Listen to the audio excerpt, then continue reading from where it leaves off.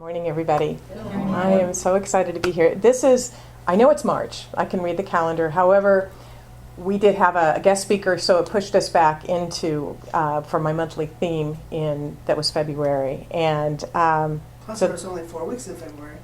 That's true. Yeah. So I had four done for that, and actually I only had 4 prepared for March. So this worked out really well. Perfect. And but before we start, let's wish Suzanne a happy birthday, because yesterday was her birthday. Happy birthday, Suzanne. We love that. Last Sunday was my birthday, so it's just yay! We love birthdays. We do. It's great. All right. So removing our vulnerability armor. This is our last talk on Brene Brown's book. But if you just can't put it down, come to our book study on Tuesday nights, because we have some great conversations going on in our book study. So the last few weeks we've been on a mission to learn what it will take for us to step into that bigger, more expanded expression of the divine that our heart is calling us to be. And we've discovered that there is one quality of human existence that can either open us up to our divine greatness, or it can close us off to it. One quality that if we embrace it and live from it, the fullness of the divine can express through us unencumbered. If we embrace this quality and live from it, we are free to share our gifts, sing our songs, speak our truths, dance our dance, be and do that which we came here to do. But that same quality, if not embraced and not lived from, will keep us small in a tiny little box, living a reduced, constricted, restricted version of ourselves, never able to be big for God. This quality has been identified through scientific research done by Brene Brown of TED fame. I don't know if you've seen her. If you have not seen her on her TED Talks, go to brenebrown.com and watch. They're right there. You just go to her videos. She's got 2 of them right there. They're really good. And her latest book is Daring Greatly. And so, as we all know, what is that quality? That quality is vulnerability. And it's a willingness to be vulnerable. In fact, daring greatly, to be scared but to do it anyway, to not know how but to try anyway, to feel self-conscious but show up anyway, to not have a clue of the outcome but take a risk anyway, to be afraid of getting hurt but opening up your heart anyway, to feel naked but be authentic and real anyway. We've looked at this all month, and you've had the assignment, those of you who've been here before, to go out and to be a little bit vulnerable. And even if that meant, because it's kind of a scary prospect for some of us, but even if it meant just putting your little toe in, just trying it out just a little bit. So have we been doing that? Has anybody been kind of putting themselves out there a little bit? It's a challenge sometimes, but I think it can be done, and we can do it in small steps. So today we're going to take our last exploration into this topic by peeling away 2 pieces of vulnerability armor that Brene Brown calls, she calls the armor, things that we do so that we won't feel vulnerable. These are things that we kind of use to protect ourselves. But before we peel away these 2 pieces, then they are pretty sturdy and heavy pieces of armor, I want to make a side note and an interesting observation. Every single person that Brene Brown studied in her years of research on this topic, every person, without exception, spoke of struggling to one degree or another with vulnerability. It's something that everyone has some type of struggle with. So I want all of us really to realize that if this is an issue for you, and if it is hard for you, you are not alone, because it is something that all of us, just being human, here on this plane here, have to deal with. It's hard for all of us. It's not just you who has reservations or hesitation or fear or sometimes even terror around opening up and putting yourself out there. It's all part of the human experience. The 2 forms of shielding we're going to look at this morning are what Brene Brown refers to as the common vulnerability arsenal, because she found that we all incorporate them into our personal armor in some way. Once we explore each shield a bit, we're then going to look at daring greatly and the strategy that has proved to be very effective at disarming it. So the first one we're going to look at is foreboding joy. foreboding joy. This first piece of armor that Brown calls foreboding joy, or the paradoxal dread that clamps down around momentary joyfulness. So tell me if you recognize this.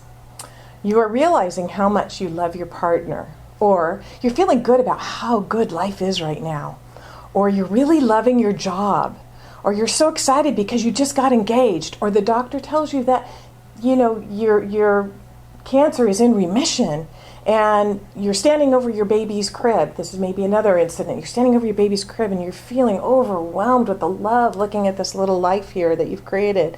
And all of these beautiful and sweet, precious life moments and moments of high vulnerability. And then this happens. You're realizing how much you love your partner, and suddenly you're overwhelmed. This fear comes in, and you're afraid that your partner's going to die, or your partner's going to leave you.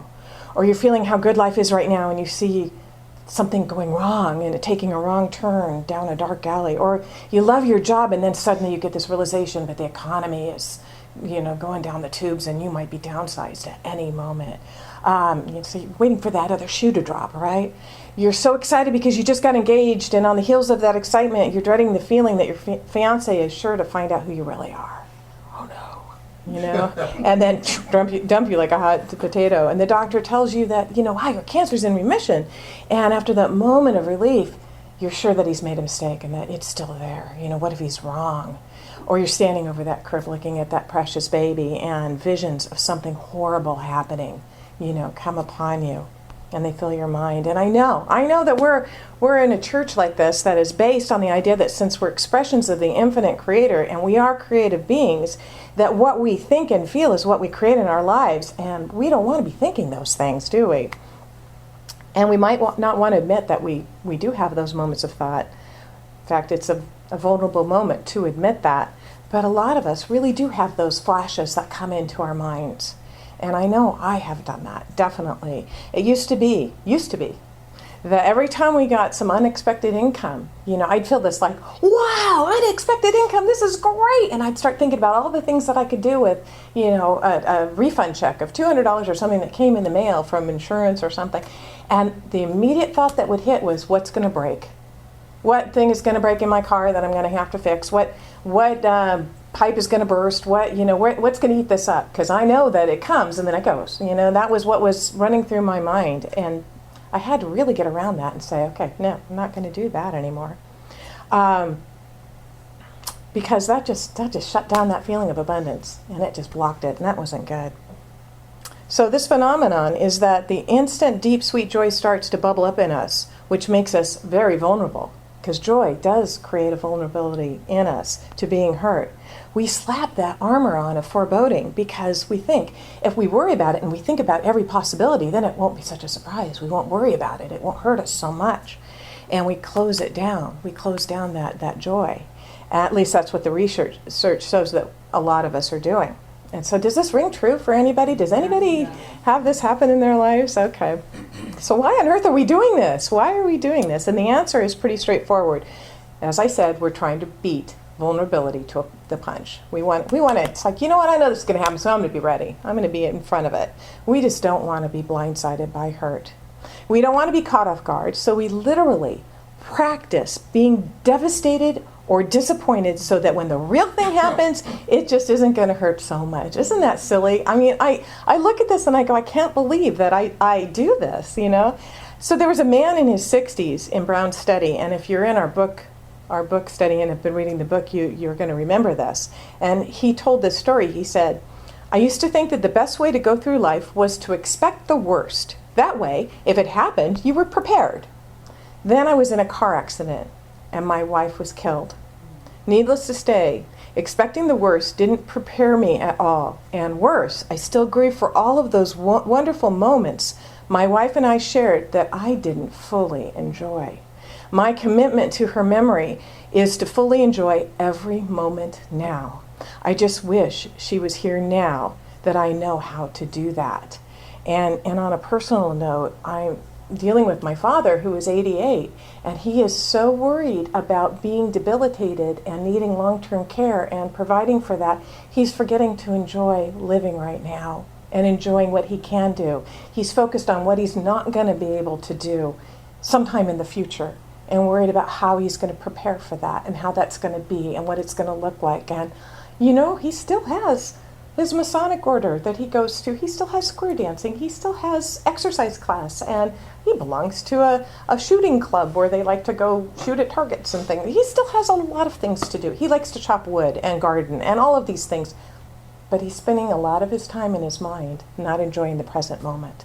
And so, he's preparing because he thinks it'll be easier when he gets there. But what is he trading? It's not the time to trade that, I don't believe. So here's the daring, greatly practice for foreboding joy. Brown writes, even those who have learned to lean into joy and embrace their experiences are not immune to the uncomfortable quake of vulnerability that often accompanies joyful moments. They've just learned how to use it as a reminder rather than a warning shot. What was the most surprising and life-changing difference was the nature of that reminder. For those welcoming the experience, the shudder of vulnerability that accompanies joy is an invitation to practice gratitude. Here's the key. To acknowledge how truly grateful we are for the person, the beauty, the connection, or simply the moment before us. So gratitude is what emerged from the data as an antidote to foreboding joy. Isn't that amazing? And of course, we practice gratitude all the time. That's part of our treatment process. It's part of our daily practice that we do here. In fact, every participant in Brown's study who spoke about the ability to stay open to joy also talked about the importance of practicing gratitude. Brown was taken by surprise by something that really isn't a surprise to us.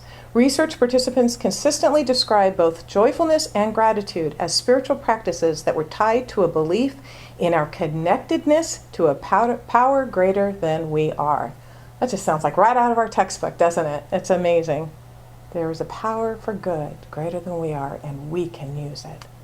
Their stories and descriptions expanded on this, pointing to a clear distinction between happiness and joy.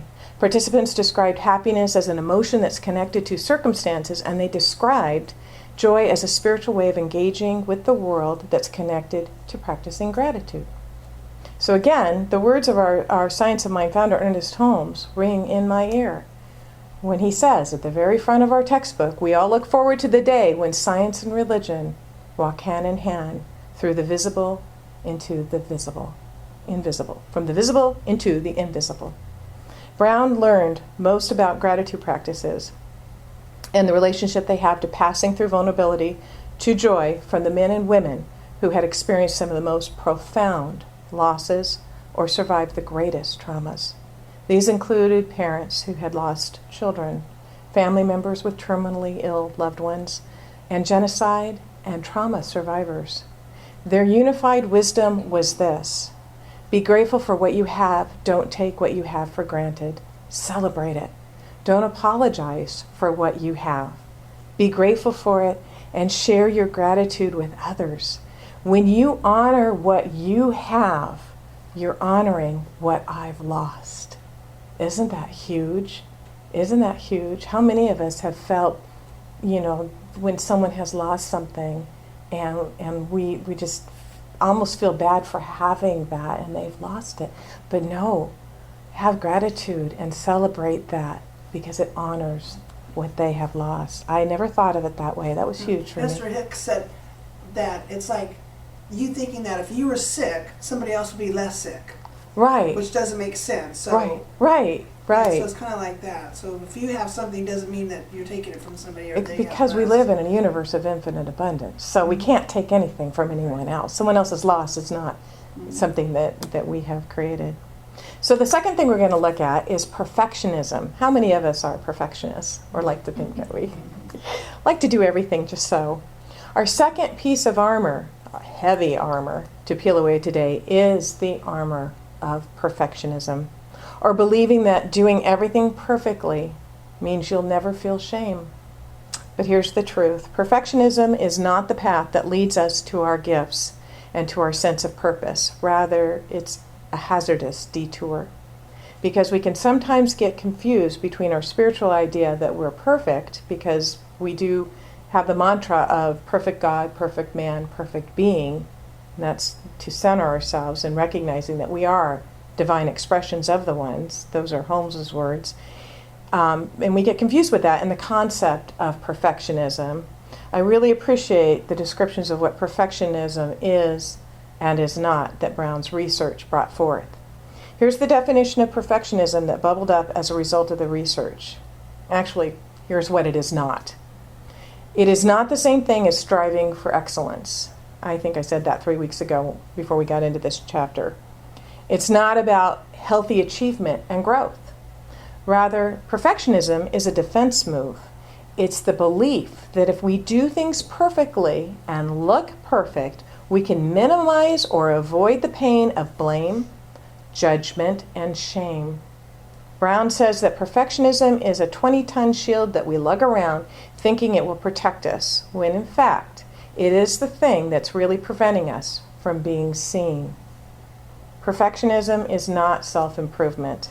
Perfectionism is, at its core, about trying to earn approval. Most perfectionists grew up being praised for achievement and performance, for their grades, their manners, their rule-following people-pleasing, appearance, how well they did in sports. Ooh, I recognize a lot of this. I mean, my grandmother was always pointing out the young children in our neighborhood, what nice manners they have. You know, that was so important to have good manners. You know, please and thank you and yes ma'am and no sir. These were very important things, and good grades and presenting. And you felt like you were being judged. The whole world was watching you. That was how we were raised. And so you were kind of looking at it from that way until you realized that, you know, guess what? Nobody's looking.